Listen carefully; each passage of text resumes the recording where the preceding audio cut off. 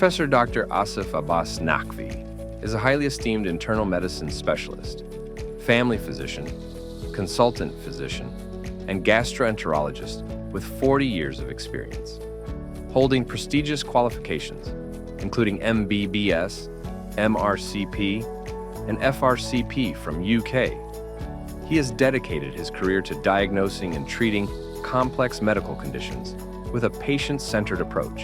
He's also engaged in the promotion of medical education at Central Park Medical College, Lahore. Dr. Asif continues to make significant contributions to the medical community. When I reflect upon the kind of life I had, I think I've been very lucky, really. Being having a initial training in a very in Lahore, in one of the very well-known institutions. And then after that, I had the opportunities to be in a very, well-known units in Scotland when I was training. And then coming back to Pakistan again, playing my role in medical education and service delivery. All that has been really a really great experience. I must say, obviously, some of that is related with the work that I did, hard work. I think everybody does. But I think there is something else, it must be, blessings that I had from my parents and God, and I think I did very well.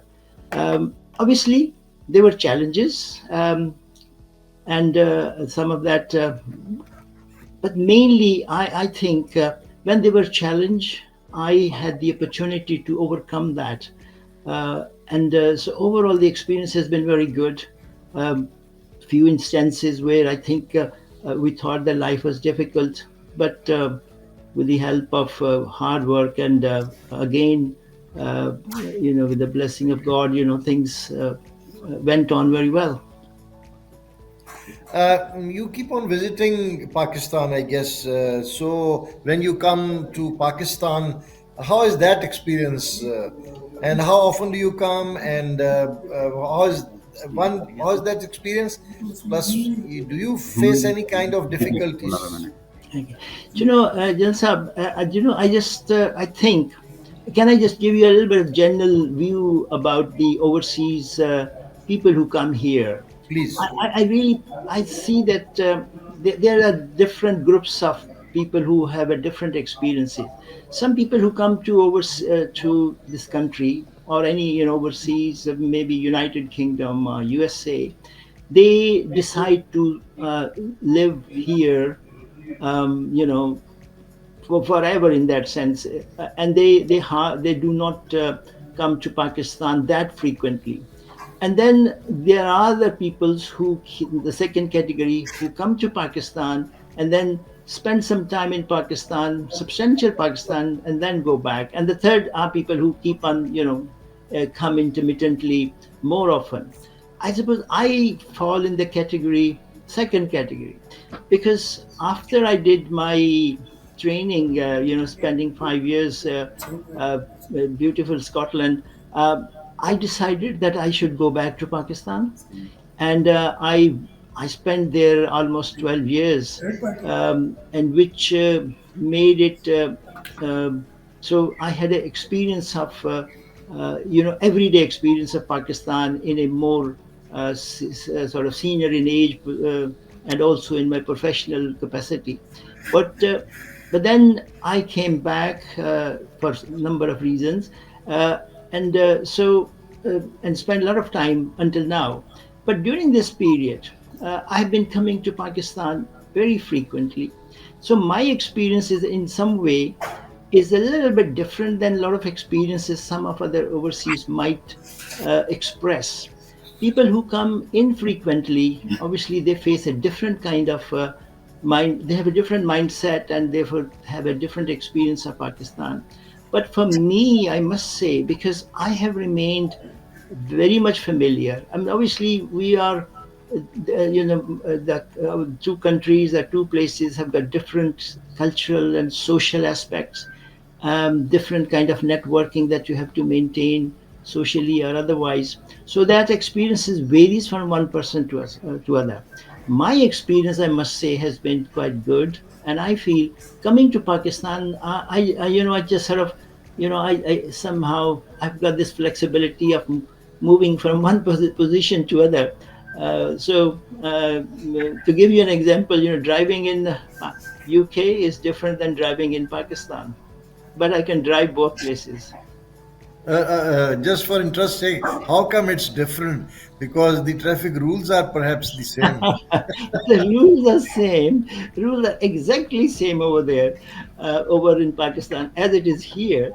But it's the this is implementation, and I think this goes for many other things, not only on driving but many other aspects. But I mean, obviously, there are different. Sometimes I say one should not compare, as it's commonly said that you should not compare oranges with apples. So in some respects it is different. But I think overall, I think as far as regulatory aspects are concerned, they are much the same. Okay, correct, correct. No, I recall that a long time back, I was traveling with a British officer, military officer, and we were Mm. traveling from. We went from Islamabad to Peshawar and back. He said, "Captain, it's so easy to drive here. You may drive on the left, you may drive on the right." Yeah, So, and and this is the the key thing, this the is the key thing is, freedom sorry, we enjoy. you're right. But I was just going to say the key aspect, however, is that you can drive right or left or where, but you need to make sure that you are the one who is going to protect yourself. True, true, true. Self-preservation. Yeah. Doctor, very nice to hear that you frequently visit Pakistan, and obviously you are then familiar with all the changes which take place here. What is the your children are settled in Pakistan or abroad? Mashallah, I've got three children grown up now, and I was just they're all based in the UK. Okay, two of my children actually were born in Pakistan, and then they were very young when they moved when I moved to United Kingdom, and one of my child was born in Pakistan, and I see the difference between the how the two older children feels and the younger one. They are based there, and they are. I have been. I have made an effort, perhaps not enough, to get them to know Pakistan, to visit Pakistan, and so they have a strong link with Pakistan. Although, yeah, but they're doing, mashallah, they're doing well in their own professions, in various areas, uh, and they are very much, when there is a cricket match, they they know whom to support. They, not only that, because I say, that's how they feel themselves, and I think if unfortunately sometimes happens quite often that Pakistan loses, then they're not very happy about it. Yeah, So they're that doing is well. attachment. But obviously, when their children they would live in outside Pakistan, they will have a different kind of attachment. Perfect. One question that we hear that the Pakistanis who are settled in UK, first, second, third generation, they are not doing as good in their professional pursuits or academically as the other people from, let's say, other regional countries. How would you comment on that?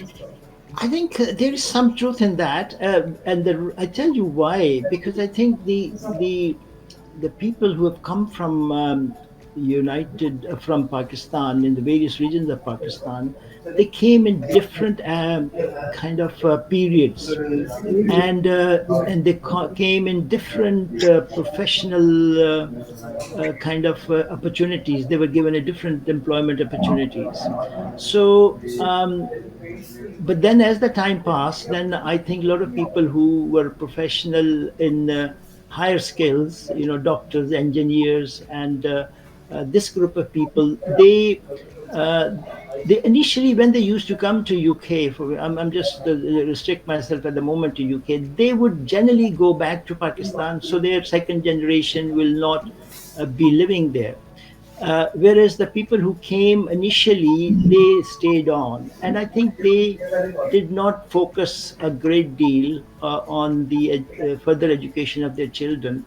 Although I have to say that things are changing, but if you look at the spectrum of our people over here, you will see certain areas where the parents have not given they have been focusing more on earning financially and then reimbursing, sending that back to Pakistan and not focusing on their children. But things are changing now. So now more professionals are staying on here, and so they are focusing more on the education of their children. So if you see, if we but as for in other areas like Indian, they have decided to stay on here much longer. Uh, uh, right from the beginning, those people who want to stay on, so they focused on their education much more, and that has resulted in this discrepancy between our Pakistani families and their children having the education. But I think this is a general kind of assessment that we have. But I think if we given another few years, you will see the difference. Now, I mean, I had the opportunity to spend last 25 years in the northeast of England and now in Midland. I see that.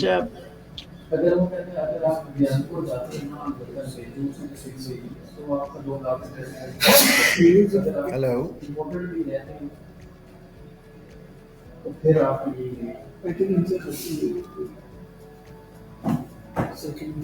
Hear me now?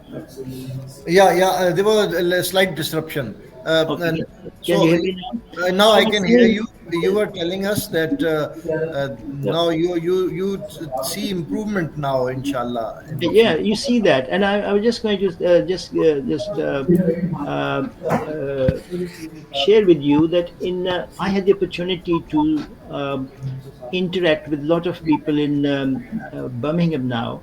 I have a little bit more time, so in some way I have been in touch with not only professionals that I used to work with, but a lot of people over here, and I see really some of our Pakistani friends who came from a background which was perhaps in which education was not a predominant emphasis they had. They are now teaching they are taking them to schools and colleges, and the businessmen particularly are focusing on that. So I think some aspects are changing here, and with the passage of time, things will be different. Correct, correct. Hopefully. Now, if you have to, it's a philosophical kind of question. If you have to relive your life, would you like to be a doctor and become gastroenterologist and settle in UK, or you like to have some other profession? Can I share you that my first when I was in my school years, I used to. My parents at that time were based in a city called Sargodha, and Sargodha had a huge Air Force base, as you know. Yeah. So I think probably everybody young man over there wanted to be pilot, and I wanted to be that, and I tell you, I still, given an opportunity, I would have loved to be a pilot. And but obviously, you can see with people who have got glasses, myopic, they can't become pilot. At least in Air Force, they can become commercial pilots and so on. So that's one that I still have got some longing to be.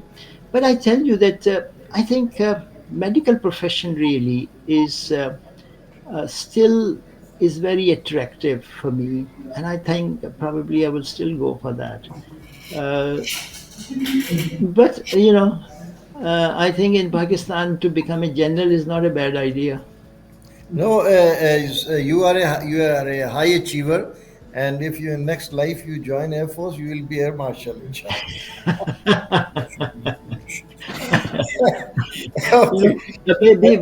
know, Let's come sure. down to now come Yeah. to your personal family life and all. What are your hobbies other than medical profession? I think the doctors and generally professionals are very poor in developing hobbies.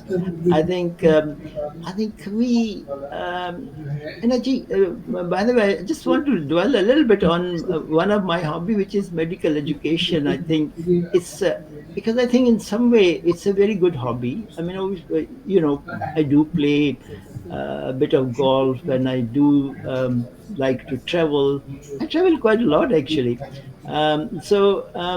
But in terms of education, I tell you, this is an area where I have a lot of interest. Just to as a when I was in Pakistan, I was a medical educationist, because this title of professor of medicine actually is related with the undergraduate training that we give to the colleges. So, I was in King Edward Medical College as assistant professor. I was associate professor in Allama Iqbal, which is again a medical college, and then I became professor in Faisalabad, and then I decided to come. But this is an area where I think there was a lot of things that I did, and then when I came to UK, and initially I thought I'll go back, but then when I decided not to stay on here, then I became very much interested in the training in United Kingdom. So I had the opportunity actually to bring a lot of my young colleagues to United Kingdom, and some of my trainee are now consultants for last 20 years. I take pride in that. Then I got involved in the Royal College of Physicians. These are the our bodies which sort of uh, supervise training and do assessment. So I became the counselor for the Royal College of Physicians and Surgeons of Glasgow, and now and since and then I became involved in the assessment. So these MRCP exams that we have for the for doctors who are going into higher training. So I'm one of the chairs of examiners for that, and we now actually we have now examination center in Pakistan, in Lahore, Islamabad, where I have come as an examiner, and all over the world. So that has become my passion. And then the third really very important hobby, again in medical education, is in relation to establishment of a education and educational institution in Pakistan. So in 2008, along with my friends and colleagues, and we started a setup in Pakistan, and I think in one of the uh, I was lucky to have uh, a kind of association with one of the good philanthropist businessmen in Lahore, whose name is Mia Tahir Javed. With that, we established a Central Park Medical College, and one of a very good friend from Pakistan, Dr. Tanveer Naqvi, who is actually related to me, we established that, and that's medical college now is have produced over 1,000 graduates, and so it's that has remained now has become my hobby really. Uh, Great, great, in great. So, many coming to getting cue from your this answer, how is the standard of medical education in Pakistan now? You are examiner. You have your own. You supervise the Yeah, college also. I think if I really, I mean, here, I think one has to develop, I think there is, one should compare the standards here and overseas, here in this country and also in Pakistan. Um, I think broadly, if I think of undergraduate medical colleges, they are, I think, as you know, there are a lot of private medical colleges and also public sector colleges. Uh, the I have to say when they when they come to UK for and they go through a different assessments, independent assessments, our students actually are doing not too badly as compared to uh, the graduates, people coming from other parts of the world, like India or Bangladesh or Sri Lanka. So it is not so that's one way to assess that. And when it comes to postgraduate exam, and now we have the opportunity to uh, do examination in Pakistan, I think we have some time. There is some difference there, and I think some emphasis on further training has to be put in this, on that respect. So there are some issues, but I think it's not really. I think our doctors, given the opportunities, our professional be in other areas, engineering and so on, they're doing well. Dr. Saab, it's one's life partner is a very important person in one's career progression and successful married life. So, how supportive? I'm sure your wife must have been very, very supportive. But I would just like to listeners and viewers to know that what is the importance in your life? What has been the journey? Yes, I think if I became too candid, then I'm just joking. मैंने कहा लड़ाई कराएंगे आप लेकिन no, um, uh, I'm just putting a little light touch to our conversation. There's no doubt. I mean, I think in fact, as you grow old, I think this relationship actually becomes much more important, really, because the children, what I'm saying is probably well known, but just to, restate this fact that everybody, all my children are now. My son lives in London. Which is away from that, and all around in different places, busy with their own things. So really, these relationships become important, and I'm lucky really to have a very strong relationship with my wife, and the. I mean, obviously, there are there are challenges because you have to really change your, when you are when you are very busy. I think you are you spend less time, and when you have now more time with each other, then I think you have to conform to that closeness in a different way.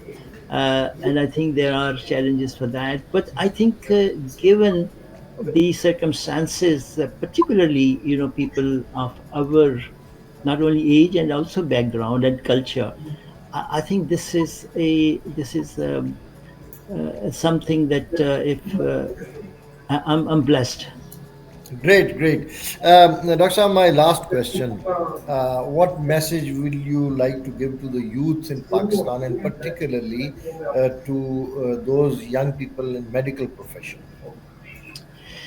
Yeah, I think that the world has changed. What it was when I came to Pakistan, from Pakistan to this country initially or later on, the world has become small. So I think this thing about living overseas now has got a different kind of meaning. You So we can live in two worlds, which means that we can live in the West, we can live in the our part of the world. Travel is not that difficult now. So our young people should make an effort to see the world, broad the horizon, so that they see what's going on.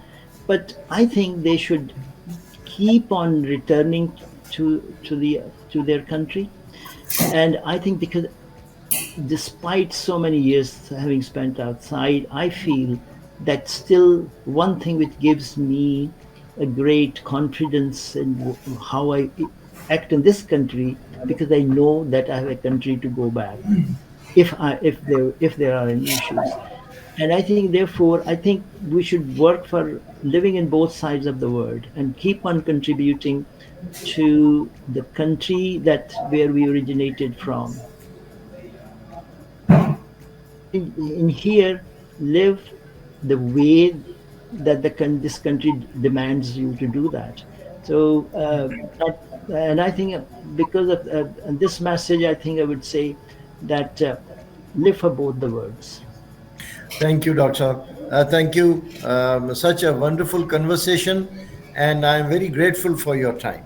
Thank you very much, Thank you Doctor. also for inviting me. I think you have been, this conversation has been very fruitful for me for the future. Thank you very much.